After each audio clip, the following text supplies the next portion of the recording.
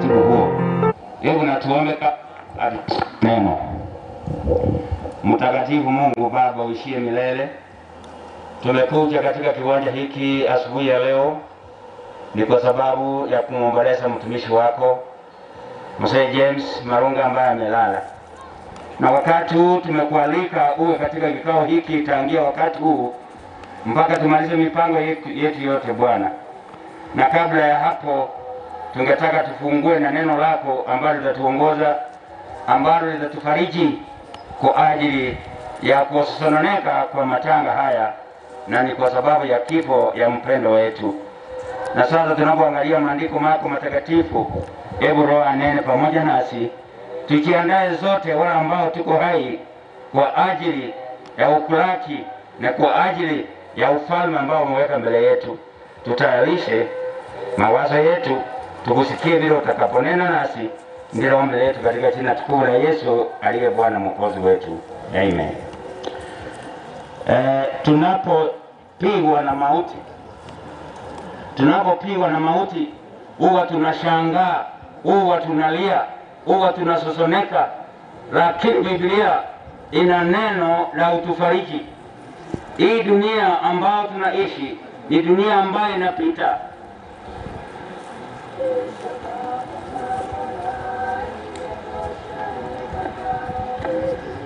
Okay.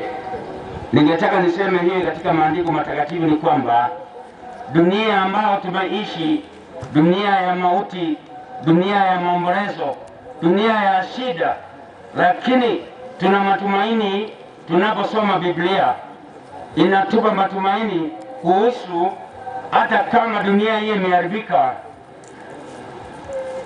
tegemeo letu ni wapi? Tutasoma pamoja nanyi kitabu ya kututia matumaini, kitabu cha Ufunuo ni 21 na kuanzia fungu lake la kwanza.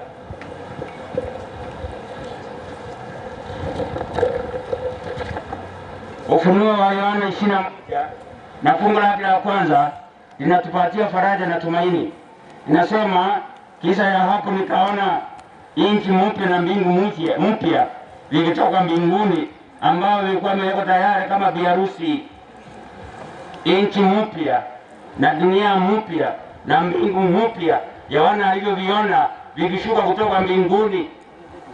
Hii nchi mpya ilikuwa imewekwa tayari kama biharusi. Katika fungu la 4 anasema,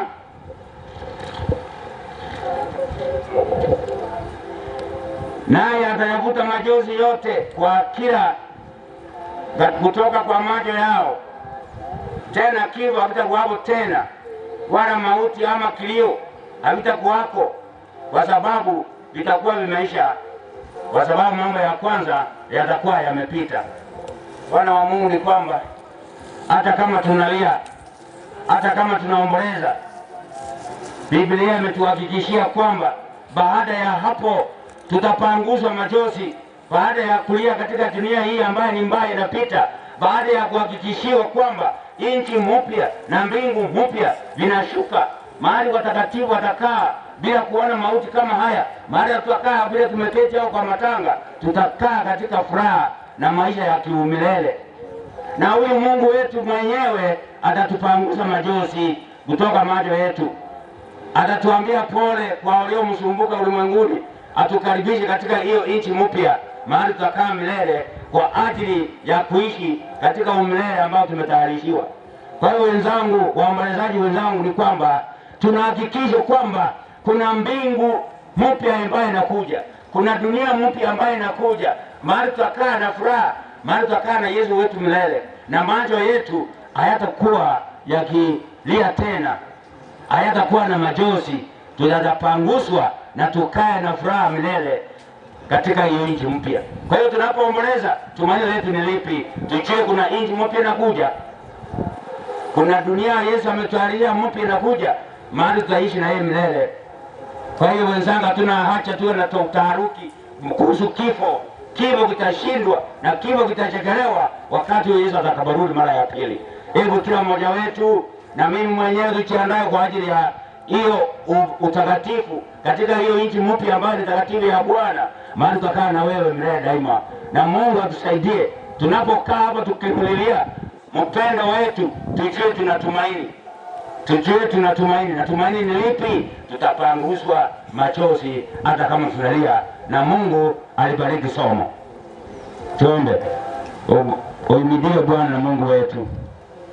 Asante kwa sababu ya neno lako ambalo umetuhakikishia kwamba nchi mpya umeandaa, umetayarisha, inakuja. Mahali tutakaa na wewe milele, mahali utakuwa na kifo, mahali utakuwa na uchungu, mahali utatupanguza machozi. Hebu utupanguze machozi ya siku ya leo. Tukutumaini wewe tu kwamba hata baada ya kifo kuna maisha. Ndio sababu tumeamini na kuomba katika jina la Yesu aliye Bwana na Mwokozi wetu. Amen.